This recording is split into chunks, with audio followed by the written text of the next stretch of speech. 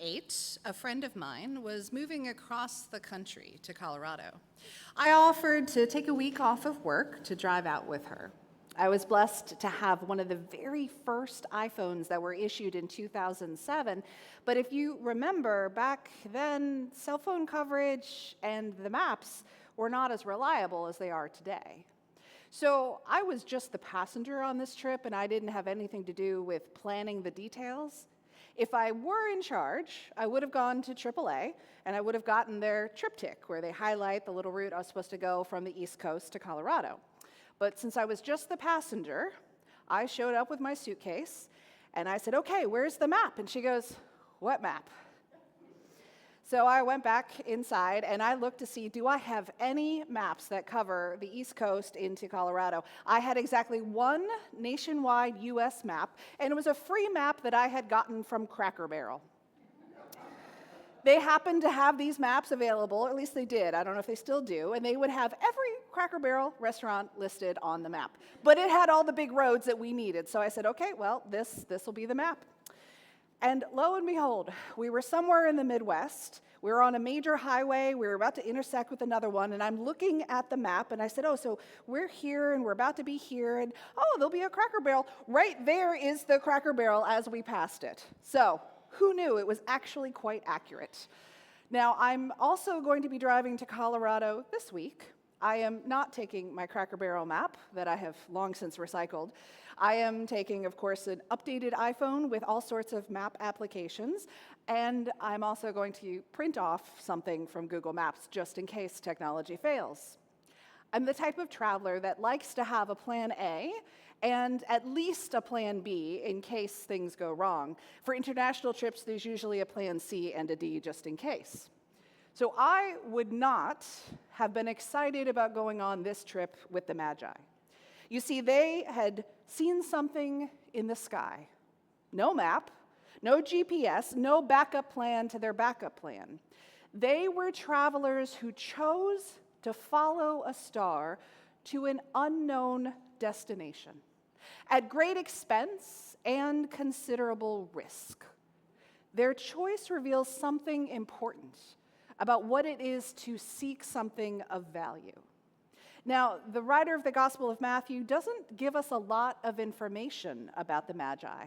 We never get their names, and we never actually know the exact number of travelers. We often refer to them as 3 because they bring 3 gifts, but we don't know exactly how many Magi there were. We don't even know their precise country of origin. Most scholars think they came from Persia or Arabia, but all that we know for sure, they are absolutely not Jewish. They had no covenantal background with Yahweh. They had no prophetic tradition that would make them expect anything to happen in a small village of Judea that would affect their lives. They were wise ones who studied the skies. And when they saw something that compelled them to travel an enormous distance, they followed. And when they arrived, they found what they were looking for, and they knew enough to fall down and worship.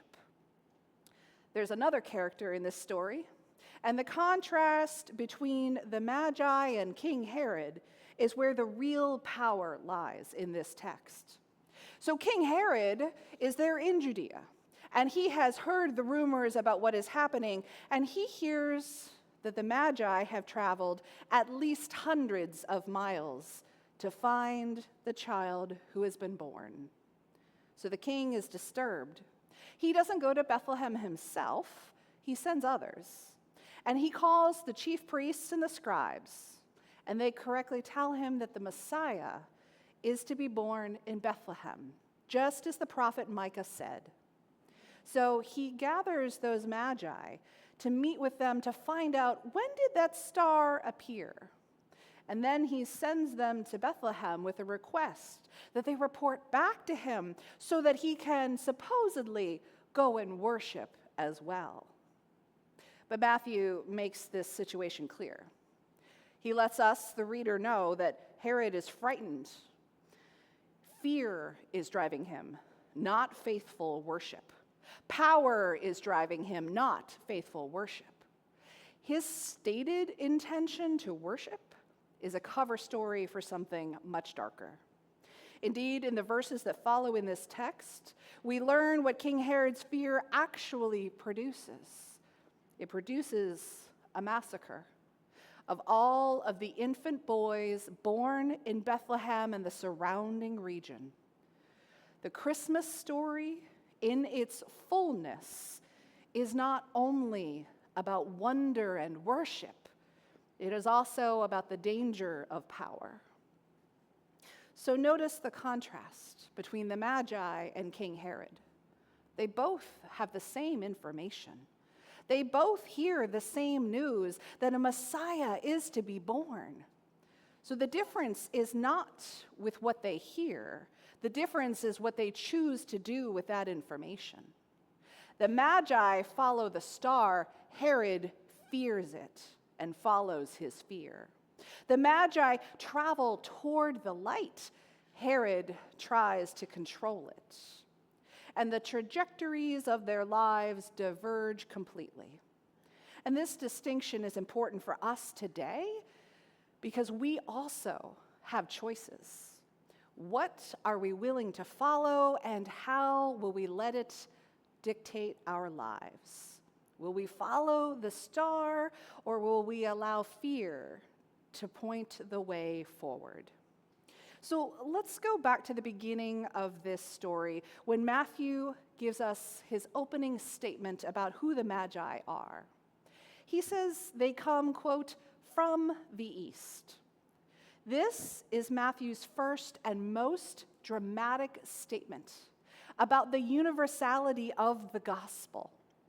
The one who is the Messiah, born King of the Jews, is of interest to the whole world, and the Magi represent the nations outside of Bethlehem. They represent everyone who is not already part of the covenant that God has made with their Jewish ancestors. They represent everyone who does not have a religious background that would make them expect the Messiah. And yet, these Magi come to seek the Messiah. Think about that. The scribes and Pharisees in Jerusalem have the scriptures.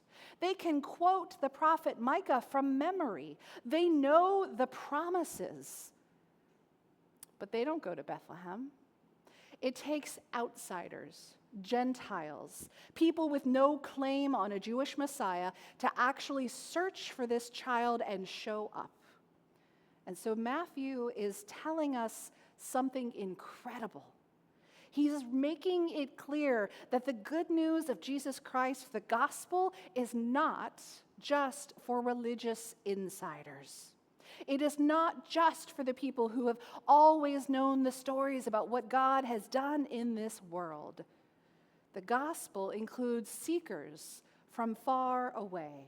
It includes people who are looking for God, but they don't know exactly what they're looking for. They're simply following the star that God has put before them. And when those people encounter Jesus, something in them recognizes Jesus as the Messiah.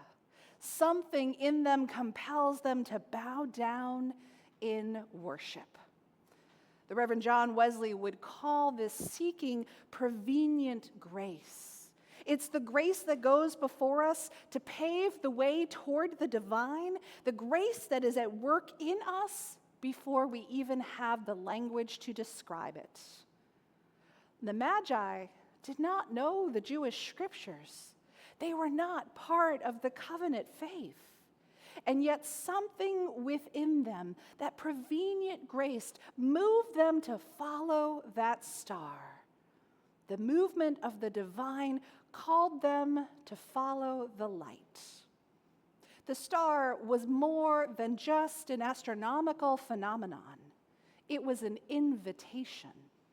It was grace moving in their lives, calling them to something greater than they had ever known before. And so the Magi began their journey, traveling across uncertain terrain, surely going through dangerous territory along the way. And then they had to stop in Jerusalem first, which was King Herod's territory.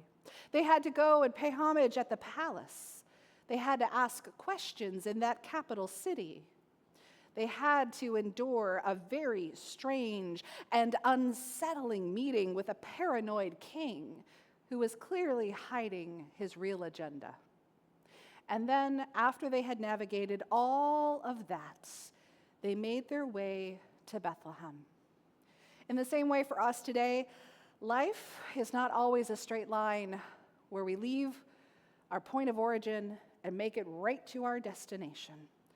There are often detours. There are often encounters with others we did not expect. There might even be moments when we're not sure if we're going in the right direction. And in those moments, we have a choice.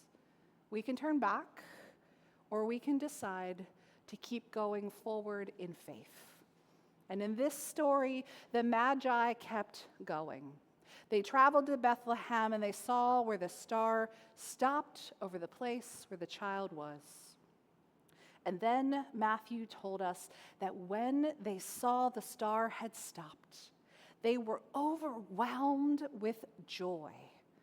After their long journey, after their detour through Jerusalem, after their unsettling meeting with the king, after all of that, they were overwhelmed with joy. Not skepticism that they had ended up at a manger with a baby, not a worry that they had made a terrible mistake, but joy, the overwhelming kind of joy that only comes when your heart finally finds what it sought, even when you didn't know what you were looking for. And their response to that feeling of joy was to fall down and worship. And part of their worship was giving their gifts, the gifts of gold and frankincense and myrrh. And these were not small gifts. These were not the kind of things you just pick up in the market on your way to a place to offer your hostess. These were valuable, precious things that the Magi had brought with them from their own lands. And they laid these gifts before a child in this manger, a child born to a young couple, a poor couple, a child born in a place that was not yet on any important map. So to the world's look, they were behaving a little foolishly. All of that travel just for this? But the Magi knew something that the world did not. They knew that they had found what the star was pointing them toward, and in that moment, they had found something more valuable than all of the treasures in their chests. And then the Magi were warned in a dream not to return to King Herod as he had asked. So they went home by another route. That detail is small but incredibly significant. They came looking for what they sought, and they found it. And finding the Messiah changed the path they took home. They couldn't go home by the same way they had come.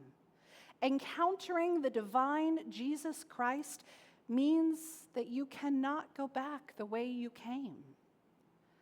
And that's one of the central questions for us today, is when we encounter the divine, how do we keep moving forward in faith, not just returning to the life we knew before we encountered the Christ? For the Magi, who had followed this star for a very long time across uncertain terrain, through a dangerous meeting with a paranoid king, they had to go home by another route. That star they had followed so faithfully completely reoriented their lives after encountering Christ. Many of us have encountered Christ, and then we fall back into who we were before. But there are times when we can allow ourselves to fully repent. And repent simply means to turn to another path, to turn away from what got us to this point in life and turn toward the new path that God has for us. And so we have an opportunity to go home by another route. Now let's remember the Magi who knew a spirit of joy, and their response to joy was to worship. This contrasts so deeply with King Herod, who was simply following his fear. His fear led him into terrible choices that caused death. These folks had the same information. A Messiah was born, and yet they had incredibly different responses. In the Magi, we see people willing to risk something significant for the sake of what they believe in, willing to travel uncertain roads, willing to lay down their treasure, their pride, willing to bow down before something greater than themselves. And so I wonder today if each of us are following the stars in our life, and if those stars are giving us a direction to follow that will lead us into joy, lead us into worship, lead us to then go home by another route. When we see the light, we have a choice. We can ignore it. We can say we're too busy. We can say, well, we kind of like the path we're on. It's pretty comfortable. What's so bad about this? Or we can do what Herod did and try to control it or destroy it. Or we can do what the Magi did, which is to follow the light even when it costs something.